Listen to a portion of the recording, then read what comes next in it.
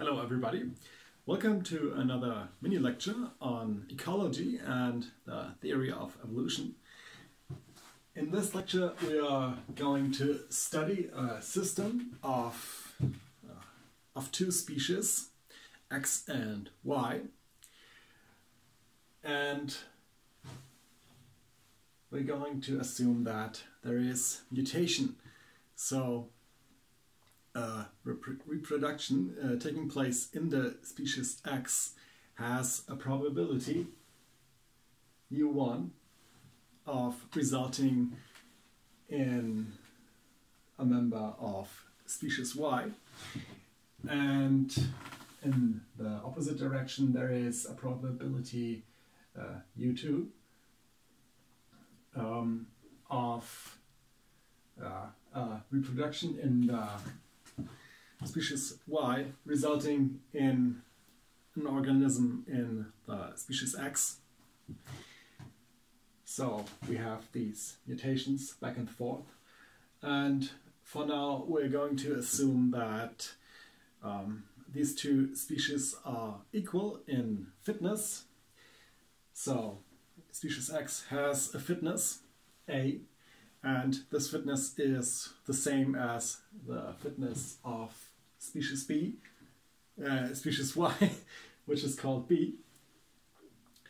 And if you remember from previous lectures, we had introduced the average fitness, phi as X times A plus Y times B. And now since A is equal to B, this reduces to 1, so the average fitness is 1.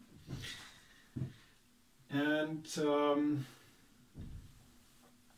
also, as in our other models, we have this equation, which says x plus y equals 1. And as you might remember, this models the fact that we have only so much space in our ecosystem. Species X and Y compete for the space, and thus these variables X and Y denote the relative abundances, add up to 1, or in other words, the evolution of our system takes place on the unit interval, and the state of our system is for all time given by just saying what relative abundance X has, because if you know the relative abundance of X, you can immediately say what the relative abundance of Y is, namely it is 1 minus X. So this is nothing new, of course. Let's now look at what happens dynamically in this system, where we now have mutation.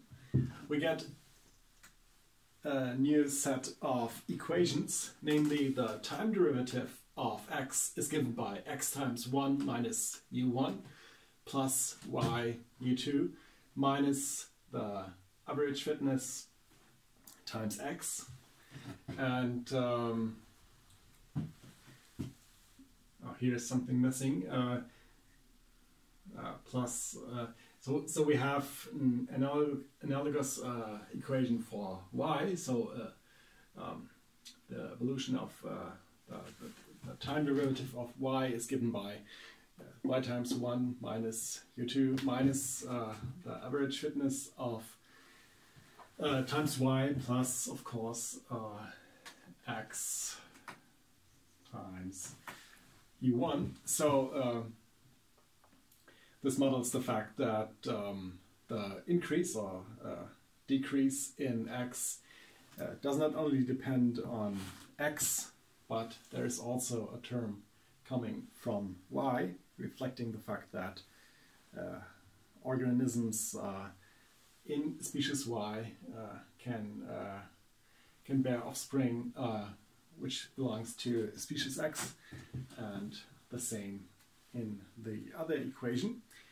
with roles of x and y exchanged, of course.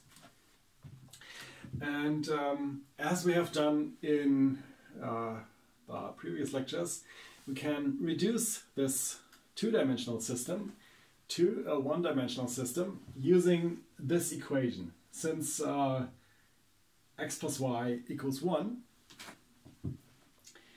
and since we have convinced ourselves also in previous lectures that this equation stays true for all time, we know that the evolution takes place on this unit interval, which is also called a one simplex, and we know that it is enough to follow the evolution of x to know everything about the evolution of y.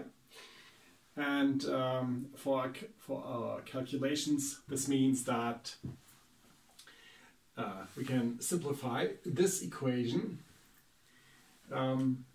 by getting rid of y using this equation and plugging this in. So first solving for y and then plugging in, we arrive at this equation, which says that the time derivative of x is given by u2 minus x times u1 plus u2. And now what we want to do is, of course, we want to look at the fixed point. We can see immediately that there is at most one fixed point, because this is a polynomial. In fact, it's a linear equation, and to find the fixed point, we need to set the time derivative of x to 0, because a fixed point is a point where the system doesn't change anymore.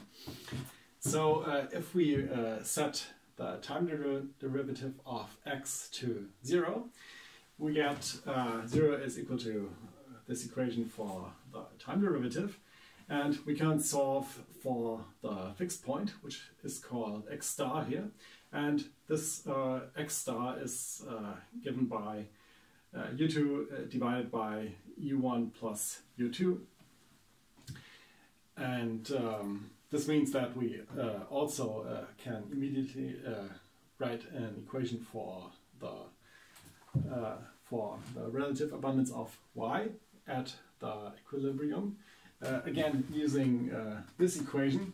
So we get that y is given by y star is given by 1 minus u2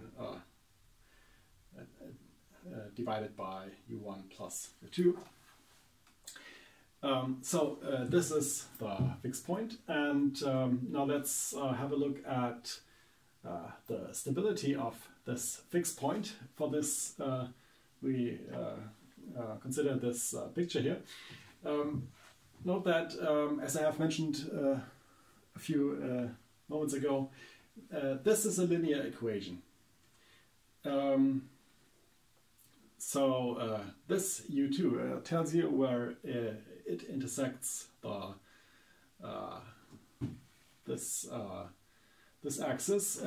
On this axis we have the time derivative of x, and this term u2 plus u1 plus u2 is the slope. Is minus the slope. So we have this this line, and the intersection of this line with x is of course our fixed point, and we can see graphically that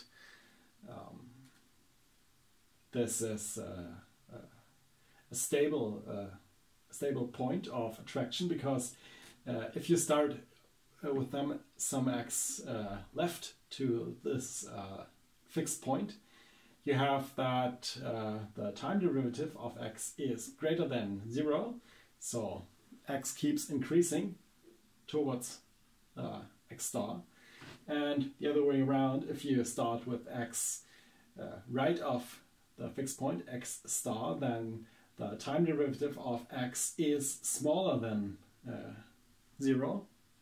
So x keeps decreasing and tends to this fixed point x star. And thus we see that our assumptions have led us to a model of stable coexistence. And well, that's all for this model. And we're going to use this model in the future, of course, to build more complicated models. For now, thank you for watching. See you next time.